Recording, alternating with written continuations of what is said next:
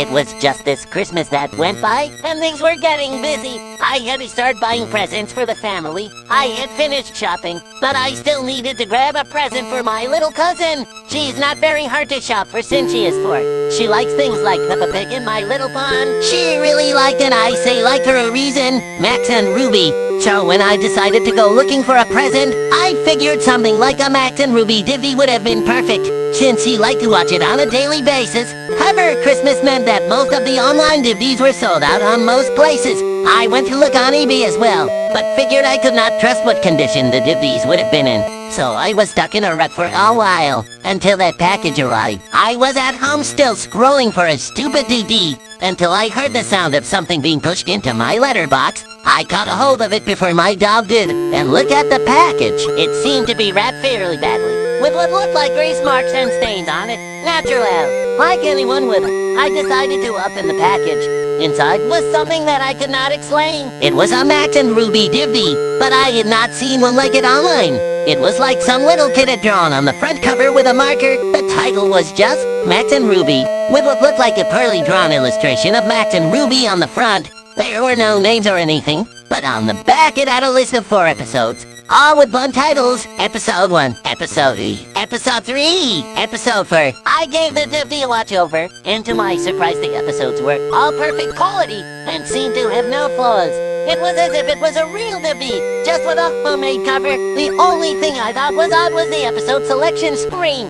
The episodes had names, but they were all called Max and Ruby 1, with the numbers being changed as it went down the list. The actual selection screen was just a plain white screen with black text with the episode list and nothing else. After giving it much thought, I decided to change the cover to something a little nicer by printing out a divvy cover that I had found on Google and tracked down the names of the episodes so they were labeled right. I left the episode list screen alone because I figured it was self-explanatory. Christmas went by and things were fine. I gave my little cousin her divvy and she was happy with it all for Christmas, but that was only because she had not watched it yet. On Boxing Day, the family had gone out for a meal and left me to babysit my cousin. I was not too bothered about being left at home. I figured now was a good time to put on the divvy for it. I had put the divvy in and let it play while I was in the kitchen eating my dinner. From what I could hear, she had watched episodes 1 to 3 so far. I was just about to finish off my noodles when I heard my cousin screaming from the other room.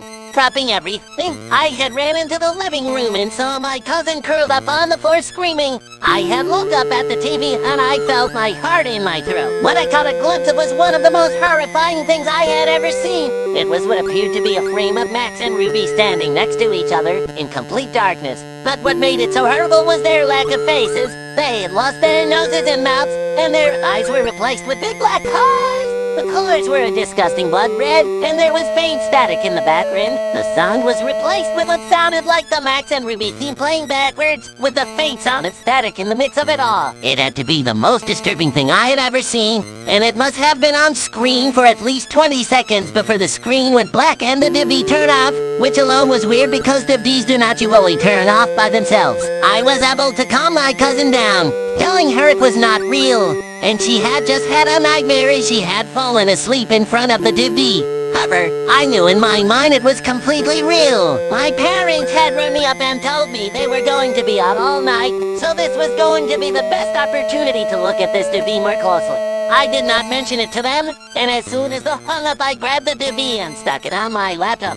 As soon as it loaded, I noticed that episode 4 had now been replaced with R.I.P. Mommy and Daddy, which sent a deep chill down my back. Since my cousin was now asleep, I plugged in my bed so he can sleep without having to hear anything. Normally, an episode of Max and Ruby would have 3 short stories, but this episode only had 1. It started off quite lighthearted. Max and Ruby were playing tag in the garden, and their parents were on the porch watching them play. However, something was off. The sound was playing in rivers, and the parents' faces were that of sadness. It panned to the mother and father, and in a voice of deep sorrow, the father spoke. "It's such a shame." He sighed. It then cut short to the sound of static and a loud scream, followed by the sound of 2 people choking. The sounds felt so real, it made me almost physically sick. The scene then switched to Max and Ruby standing in front of what looked like a gravestone labeled R.I.P. Mommy and Daddy. The 2 of them had no faces. At this point, there was also no sound, apart from faint static. This scene remained on screen for about a minute and a half before it cut away into black. It then changed scene again, now showing Max and Ruby sitting in Ruby's room. Both of them were sobbing. The sobs were so realistic and heart-wrenching that it sounded like it was taken from a real person mourning. What happened next was probable. The most disgusting, yet saddest thing I have ever witnessed. The scene had changed to Max sitting in his room. He was standing on a chair with a noose hanging from the ceiling. He had brought it around his neck. The scene faded to black and the static got louder. Almost instantly, it then cut to Ruby walking in on her brother. She let out a gut-twisting scream. The camera was panned on her face as the sound of the chair being kicked on the same choking from before began to play. The picture of Ruby's face stayed on screen for a good 5 minutes. This time, her eyes had returned as the same gaping hole. Ruby then started crying, and as before, there were no other facial features. The static slowly grew louder and drowned out the sound of her cries. The scene cut to black with the loud static.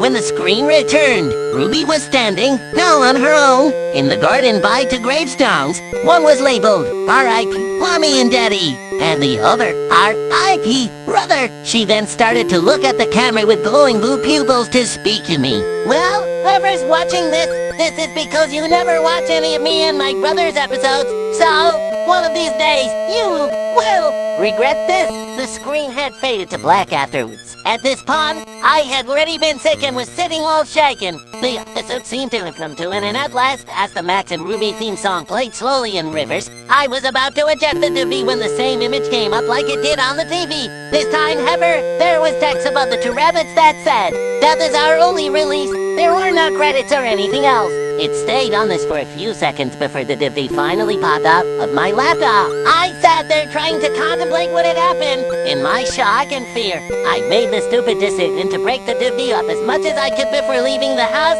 shove the pieces down the drain. Thankfully, I kept a few screenshots and saved them to my laptop.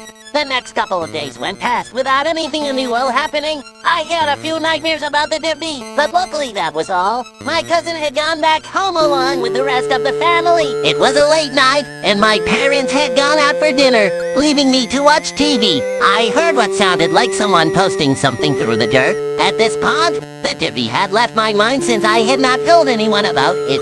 However, it all came flooding back when I looked down at the letter in front of me. It was just messily folded up and it read, "Death is our only release."